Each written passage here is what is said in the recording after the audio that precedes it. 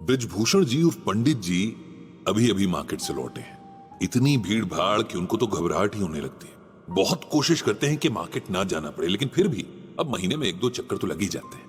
आज भी कुछ बहुत जरूरी काम से जाना पड़ा।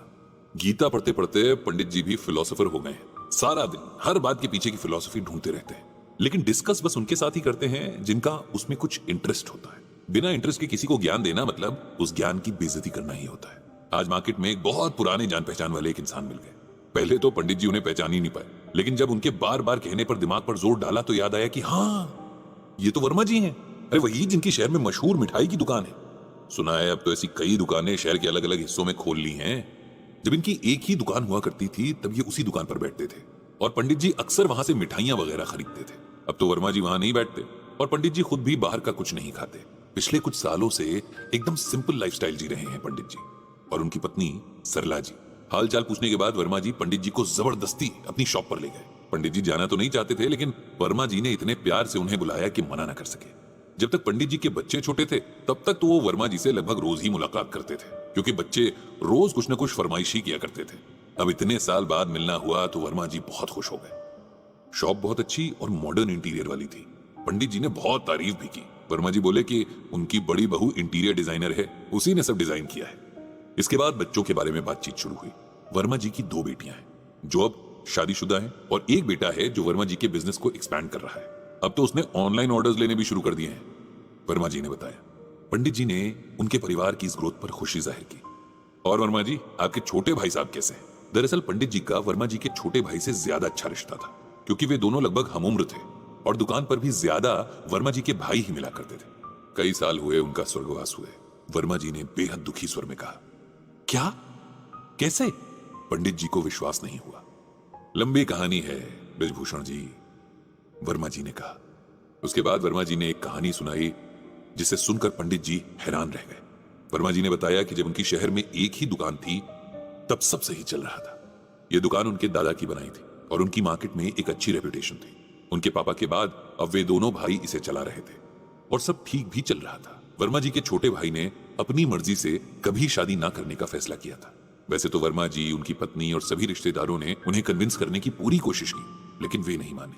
इसीलिए सबने एक टाइम के बाद उनके डिसीजन को एक्सेप्ट कर लिया था। अब वर्मा जी के बेटे ने दुकान पर बैठना शुरू कर दिया था। उसने शहर में ही शॉप की ब्रांचेस खोलने की इच्छा जाहिर की, जिस पर हम दोनों भाइयों को एतराज था। वो इसलिए क्योंकि अभी तक हम अपनी निगरानी में सब कुछ तैयार करवाते थे, सामान की क्वालिटी पर पूरी नजर रखते थे और इसी वजह से हमारी ब्रांड वैल्यू भी थी। अगर और ब्रांचेस भी होंगी तो ये क्वालिटी मेंटेन रखना मुश्किल हो जाएगा। लेकिन मेरे बेटे ने हमारी एक बात नहीं सुनी। आखिर उसकी जिद के आगे हमें झुकना पड़ा। उसने एक के बाद एक 4 ब्रांचेस खोल ली और हम सब पर काम का प्रेशर बहुत ज्यादा बढ़ गया। उसे बिजनेस में प्रॉफिट देखना था, लेकिन हमें साथ में अपनी फैमिली की रेपुटेशन भी बचानी थी। मेरे भाई की हेल्थ ठीक नहीं रहती थी। हमने उसका ट्रीटमेंट इस शहर के सबसे महंगे हॉस्पिटल में करवाया, लेकिन कोई फायदा नजर नहीं आ रहा था। जब सब तरह का इलाज करवाने के बाद भी कोई फर्क नहीं पड़ा तो मेरे भाई ने एक इच्छा जाहिर की कि वो अपनी जिंदगी के आखिरी दिन बनारस में बिताना चाहता था। मैंने अपने बेटे से कहा कि हम दोनों भाइयों को बनारस भेज दें, लेकिन मैं खुद भी अच्छी सेहत में नहीं था, इसीलिए बाकी फैमिली ने मेरे जाने पर ऐतराज जाहिर किया। लेकिन मेरा बेटा खुद भी जाने को तैयार नहीं हुआ। उसे अपने बिजनेस के लॉस का डर था। मेरा भाई बोलता रह गया, लेकिन सब कुछ होने के बाद भी उसकी आखिरी इच्छा पूरी नहीं हुई। फिर उसकी डेथ हो गई। मेरे मन में इस बात का बहुत दुख है कि मेरे भाई की एक छोटी सी इच्छा पूरी नहीं हो सकी। ये सब बताते हुए वर्मा जी की आंखों में आंसू आ गए। पंडित जी ने उन्हें हाथ थामकर दिलासा दिया कि अब जो होना था वो हो गया। आप अपने भाई की आत्मा की शांति के लिए प्रार्थना करें और अपना मन भगवान के चरणों में लगाएं। घर लौटते हुए पंडित जी इसी बात के बारे में सोचते जा रहे थे। जब भी वे इंसान के दुर्गुणों के बारे में सोचते हैं तब सबसे पहले उनके दिमाग में आता है लोभ, यानी लालच। ये एक ऐसा दुर्गुण है जो इंसान को अच्छे बुरे की पहचान करना भुला देता है। जितना लालच के दलदल में गिरते जाते हैं, अच्छा इंसान बनने, अच्छे कर्म करने से दूर होते जाते हैं। भगवान श्री कृष्ण ने भी गीता में कहा है, त्रिविधम नरकस येदम द्वारम नाशन आत्मनः कामः क्रोधस तथा लोभस तस्मात् तत् त्रयम त्यजेत। इसे सिंपल वर्ड्स में ऐसे समझिए कि भगवान ने 3 बातों से बचकर रहने को कहा है, क्योंकि ये 3 अवगुण हमें सीधे नर्क में ले जाते हैं। या यूं कह सकते हैं कि हमारी लाइफ को नर्क बना देते हैं। ये 3 अवगुण हैं काम यानी कुछ पाने की लालसा, गुस्सा और लालच। ये सब बुराइयों की जड़ है।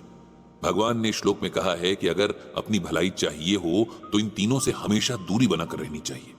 वर्मा जी के बेटे को भी लोभ ने अपने कंट्रोल में ले लिया है, जिससे अगर वो समय रहते बाहर ना निकला तो बहुत बुरा होगा। लाइफ में एम्बिशियस होने और लालची होने में फर्क है, और इस फर्क को कई लोग नहीं समझ पाते हैं। पंडित जी ने भगवान श्री कृष्ण से सबको सही रास्ता दिखाने की प्रार्थना की।